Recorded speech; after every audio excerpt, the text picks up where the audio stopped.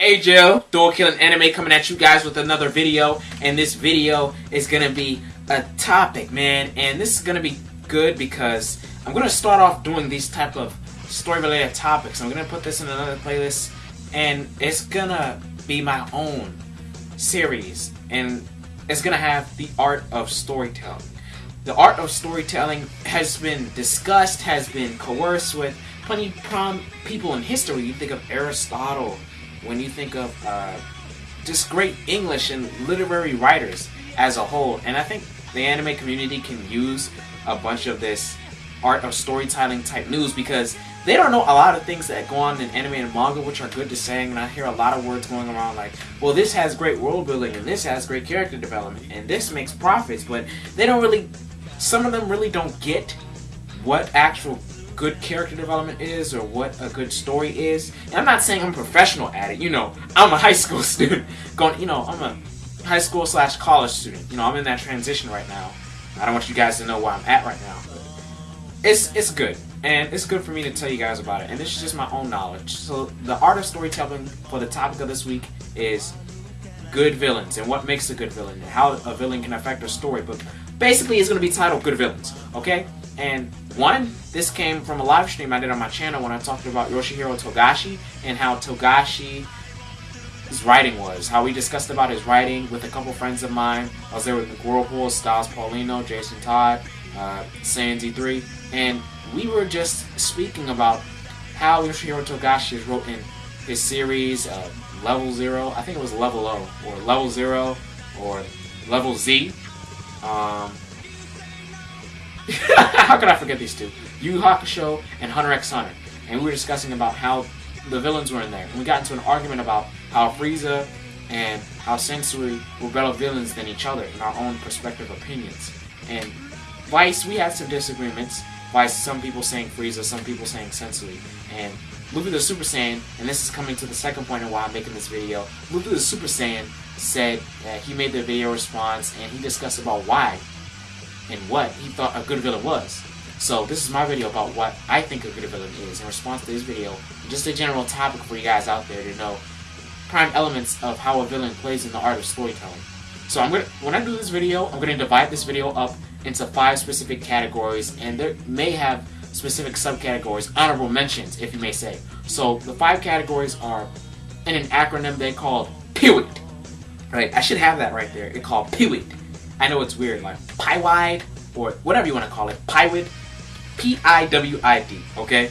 And basically what this is the power of the villain, the intellect of the villain, how the villain was wounded, the W, another I, which is for the immoral reasons of the villain, and the D, which is for the villain being determined. So, PIWID or PIWID, alright? So, basically, I came up with these categories because I felt they were fitting, and I think it would be better to memorize these for you guys who want to know the art of storytelling, in my opinion, so you could recall this up when we get into a live stream or when we have another discussion with you guys on the internet. Okay, so the first category, power. When I think of a villain that has power, I think of a person who is supposed to manipulate others into doing what he wants them to do. I think of either by means of using money, the typical way, like how we think that Republicans in our natural society are the 1% of people, while, you know, the middle class, the underclass, the poor people are the 99%. And we usually compare them as those are the uptown guys, the villains towards our society, or the bad guy, and the guys who aren't really listening to us. That type of money, and also it could be manipulating others, you know, just playing with others' lives and being sick and sadistic, and also, you know, flexing their power and forcing their will onto others. How jocks may want to force their will onto nerds in high school because of that, and I guess nerds could have their own personal villains towards those bullies in high school that they had. You know, this can be on plenty of levels, but those are one of the setups for a villain. Power. You saw Darth Vader in the Star Wars movie, how he uses power, the Force, you know, telepathic choking with his mind, just damn. Power, you have to have some type of influence, whether it's by bribery, means of manipulating someone's mind, or physically manipulating or harming someone into their will. The second adjective is going to be intellect. Intellect, man, that should be obvious. intelligence doesn't have to be, the villain doesn't have to be, oh, he's super smart, he has like 5 brains on some Kakuzu shit, and he can just figure out x squared minus y plus 3 squared square root of pi to the second minus a Naruto, keep over the Genkotsu meteor. You know, just gay shit like that, okay? We don't need that. We just need to have a villain who knows when to take the right opportunities. Usually in storytelling, literary storytelling, when you think about, let's say for example, Gilgamesh. I remember there was a god named Apollo, and he wasn't a villain at the time, but he was sure an antagonist towards Gilgamesh because he wanted to become a god at the time, and the only thing he had to do to become a god, or a full-fledged god, or get the power to do what he wanted to do as a god, was to stay awake for, I think, 10 days. Apparently he knew he couldn't do that, so he passed on that challenge to him, and it cost him great. You need to have that type of intellect, that type of savviness, that type of know not to do stupid things, but you don't have to be very intelligent when it comes to it. You pick and choose your spots. Like how pro wrestlers will always have that stereotypical walk up the ramp, like they're actually gonna fake, like they're actually gonna fight the good guys, and then they pull back slowly, you know, so they don't do something stupid. Kind of like that. You're manipulating the situation in your hands. All right. So the third adjective, which is the W, is wounded. Wounded can be a scar placed on the villain, and the villain who has a scar, in my opinion, is a very most important category when it comes to a good villain.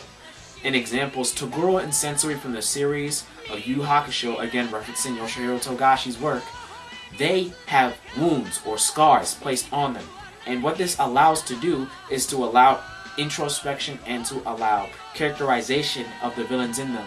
And thus, when these villains have characterization and when these villains have introspection, it allows the plot to be faced from 50 different angles. And when I mean 50 different angles, I mean the reader or the watcher of the series, whoever may be looking at these villains who are wounded or who affect their series, like Toguro and Sensui did in Yu Yu Hakusho, then you get the sense of realism. You get a sense of turning the lines of gray, you know, graying the lines, not making it black and white, not making the story predictable, not making the characters predictable. And this adjective, this category, wounded characters and wounded villains, Miriam, you can throw him in the flesh pool. Hao Asakura from Shaman King, you can throw him in the flesh pool. You can throw Johann Lemur in the flesh pool, okay? So, to think about the injustice that's been given to them, it literally clarifies the shonen or any type of literary villain stereotype that all villains aren't innately evil or were born innately evil, but they were changed due to the fact that they were good at one point.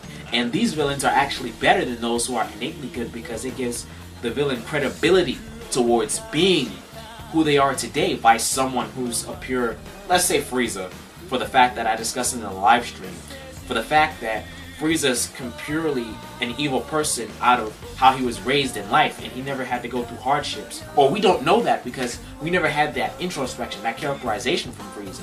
And a different writer has done that, but it makes the villain more fleshed out, the villain more of an antagonist, a danger, and something that we actually care about when we see the scars of him, and we see the results of those scars, and how he can define his evil actions from those scars.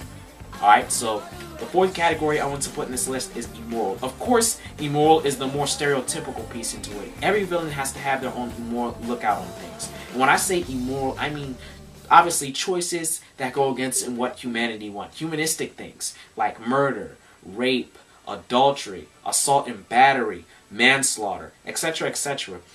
When, you know, any type of villain, let's say back in the day when we had the Columbine High School incident in the 2000s, you had these two boys come up into a school, kill everybody, and yet the report behind that was that these two kids were bullied, they were outcast from society, they only had about 5 friends, like 10 friends, and they were just by themselves, alone, and the parents didn't understand, or the parents weren't active in them, and they seemed normal. The fact of that is that some immoral reasons come up from that, and what makes them villains, even though you may want to feel sorry for them, or even though they have wounded backgrounds, they still have to show immoral actions. And even though, let's say for example, Sensui wanted to break the Demon World barrier so he could allow demons into the human world in order to equal the playing field, so he wouldn't feel like humans were giving injustice to demons just how he thought demons were giving injustice to humans. Okay? But that's being taken out in the immoral spectrum. It's a noble deed, but it's being taken out in the immoral spectrum. This can also be clarified even more when you think about Death Note, when you think about Light Yagami versus L. And even though Light Yagami is the villain at the time, he has immoral things to do. He kills innocent people who haven't done anything evil yet. But that is because these are people that are getting in his way of power.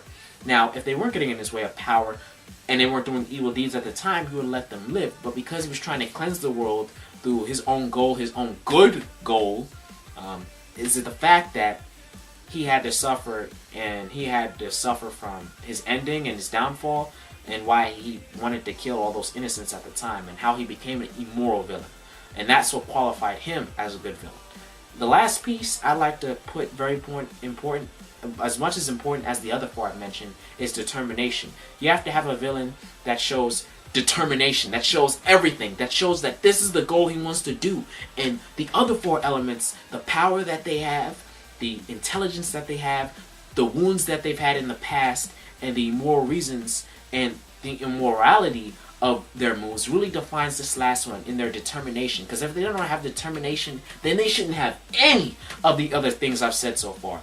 You have to be determined by the wounds that you've had in your past to go forth and do the immoral things that you're going to head forth. And it requires you to gain some intellect about the world, and it requires you to build knowledge about the world so you can be able to counteract these things. And you need to gain power over time in order to do these. And this all comes from determination. If Sensui wasn't determined and didn't have his will from his own wounded past, and his own psychologically broken past, that he wanted to open the Kekai barrier to Demon World, then he would have never done it at this specific time. From my story perspective, if he didn't have that will, if he wasn't so mind-boggled, if he didn't go through all the reasons about using the Sensui 7 humans with specific powers at the time for their own need, then he wouldn't bother with it if he didn't have the determination. So villains need the determination. Joker, if he didn't have the determination, from Batman, of course, if he didn't have the determination to go forth and cause havoc to the city of Gotham, then even from his wounded past, with his abusive father, and even from his immoral reasons for trying to cause chaos for just because he wanted to, or just by the power he exuberates by having, for example, in the Dark Knight movie, him basically having all of his henchmen betray each other, and then he betrayed all of them in the end, showing his power, showing his intellect, showing how wounded he was, that he can psychologically cause immoral reasons to have his own men kill each other. He has to be determined towards destroying Gotham. So these villains absolutely need determination. So if you've thought about all these 5 categories, then, think about it. Pie-wide or pea-weed or pewed, it doesn't matter what you say, okay? Power, intellect, wounded backstory, immoral reasons, and determination determines a good villain. And the people I've used in these examples are all examples of good villains that I've had. And I may be missing even more. So I have 2 questions for you guys. 1, what are good villains or good villainesses, good villains in general? It could be a he or she, male or female. Gender doesn't matter. That you've seen in anime and manga. And 2, I could have is what other category would you put on this list? I put a 5 category list. I put an acronym for you guys, easy to remember. If there's anything you want to address, like character development, which I think people would like, or world building, or any type of writing style that can accompany to a good villain, a bad villain, then put that down below. So again, what do you want to see as in regards to a good villain, bad villain? Who's a good villain, bad villain? 1. And 2, what other category would you put in place? Like or dislike this video, it does not matter. It's been Dual Killing Anime. Sorry. Yeah, I thought the video stopped. No, it's been Dual Killing Anime. You've had all the quality content with none of the filler. And if you don't know what that is, then you need to watch more anime. Peace, you guys. I'm going to be carrying on with my introduction to manga videos soonly. Sorry for my hiatus. Bye!